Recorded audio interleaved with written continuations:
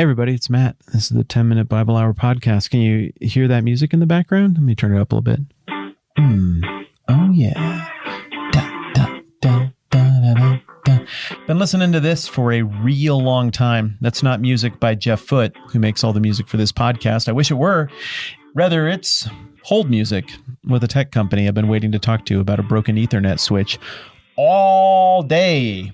It's been a long wait. And finally, I just got to a point where I got to record the podcast for the day. I got to hang out with you. And time's running out. But I also don't want to lose my place in line. So I guess we're just going to have to sit here and let that go in the background. Let me turn it down a little bit. I don't want you to have to listen to it as clearly as I'm hearing it. So if they pick up, I'm just going to have to go. Yeah, I have to jump on. I've invested too much. I think I've been pretty cool about it, but I can't miss my opportunity. Why, you might ask? Oh, yeah. Because my internet's been obliterated for days here at my house. And it's pretty awesome, actually, how all of that happened. We were doing a 4th of July party. What is that now? 4 or 5 days ago? Everybody was out on the deck. It's a beautiful night, but also a big storm is coming down the canyon. And you can kind of hear it in the distance. You can start to see a little bit of lightning. It's pretty fun.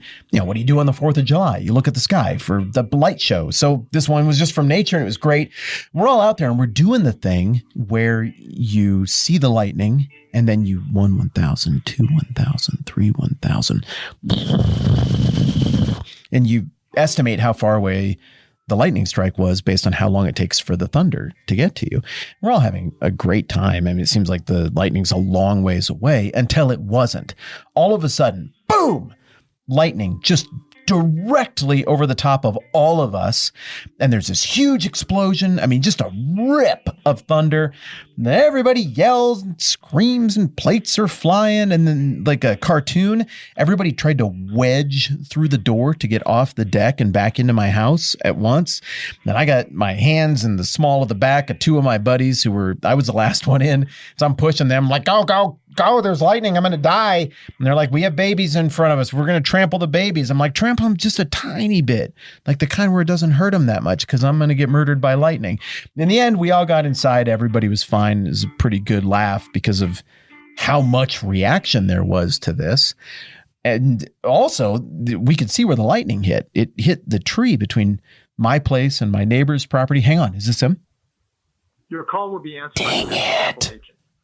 Please have your They turned off the music. I thought it was me. I got excited. Okay. My bad. Ignore that.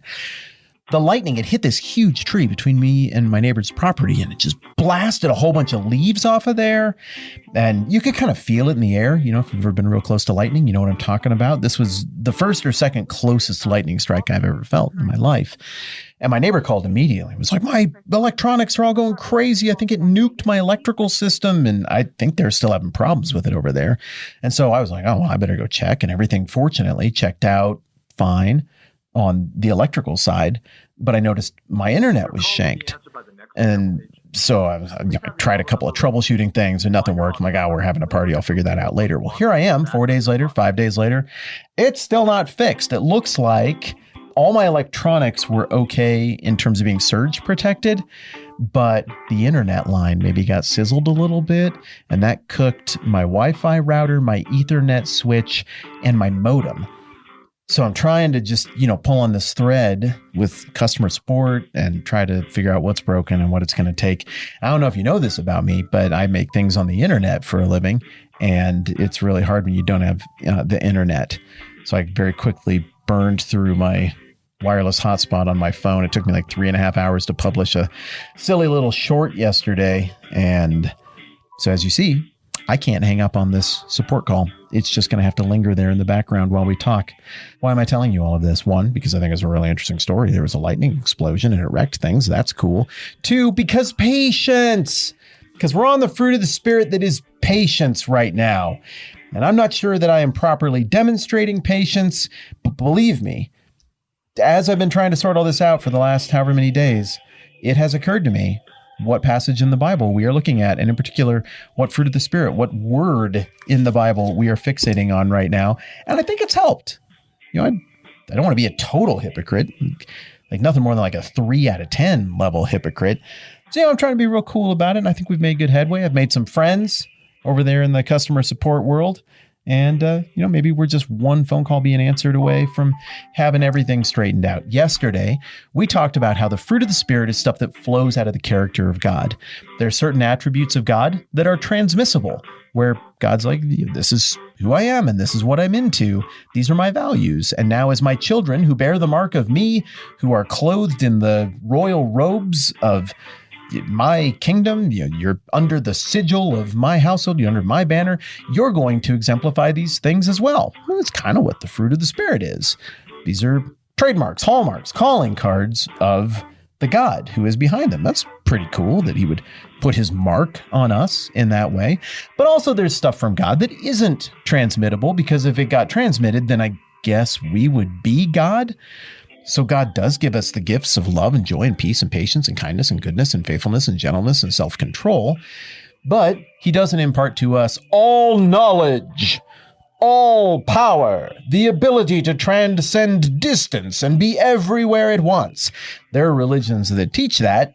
The Bible does not teach that. In fact, the Bible pretty explicitly teaches the opposite. God's ways are higher. He is different from us. But the fact that some of these attributes are transferable is just amazing. So yesterday we talked about patience as an attribute of God. And today, while we wait on hold together, I'm going to look at some stuff about different aspects of patience that manifest as fruit in the life of the Christian. And they're not just all the same. You think patience, like not getting mad about stuff and being able to bear with something for a little while. But really, if you think about it, patience has a few different flavors of it.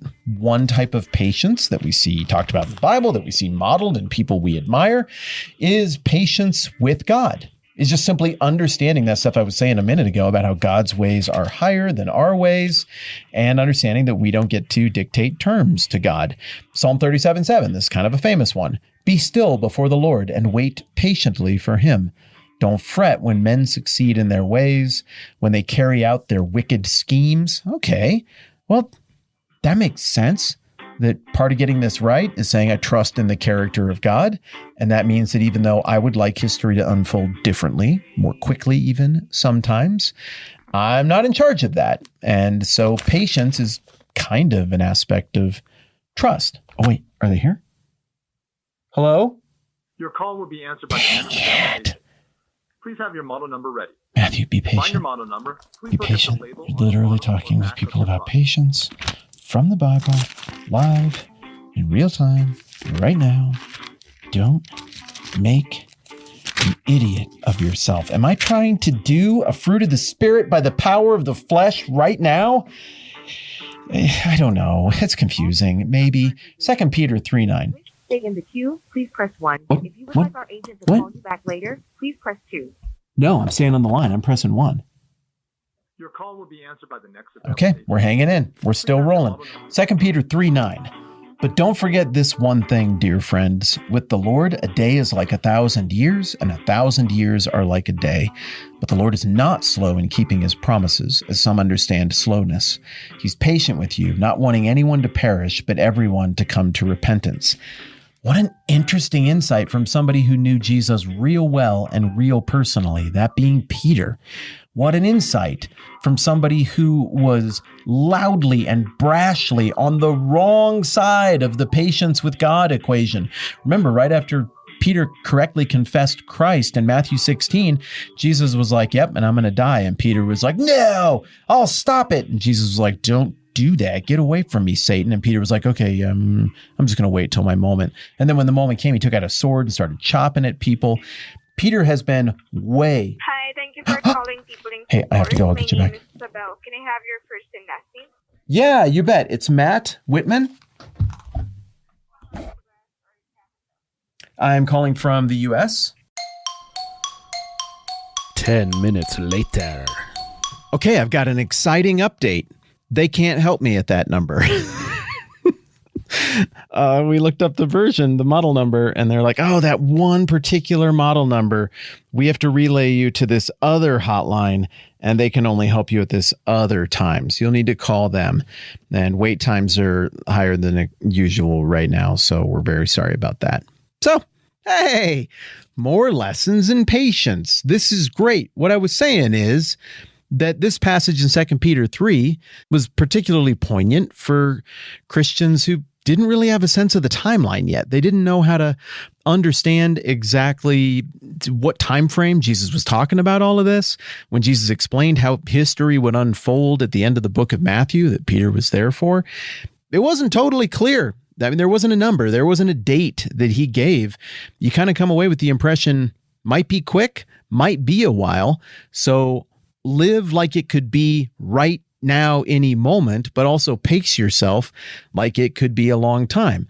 Why is it a long time? Well, Peter says right here in 2 Peter 3 that we need to be patient because he's doing what he's doing to bring history to its fullness, to bring people to repentance, and that timing belongs to God, not to us. That's a very difficult concept. I like to be in charge of my life and of timing, but patience in this regard isn't just a fruit of the Spirit that is about trust. It's a fruit of the Spirit that is about assent. I intellectually assent to the idea that I do not have my finger on the pulse of all the considerations that need to occur to manage the unfolding of everything that needs to happen in history and in the hearts of every single person, and God does. So I have to defer a little bit on this one. Romans 8:25 deals with the same concept of patience with God, and I'm going to need patience from you because I can tell right now by the time we're going to have to do another day on patience. Here we go. For in this hope we are saved, but hope that is seen is no hope at all. Who hopes for what he already has? But if we hope for what we don't yet have, we wait for it patiently. Same idea. Sure, Jesus come quickly. We're all rooting for it. But also at the same time, I think that's going to be a pretty crazy day and a pretty intimidating thing based on how the Old Testament and the New Testament describes it. And even with just a couple of minutes of thinking about it, it's pretty easy to figure out why God wouldn't tell everybody what the timeline's going to be.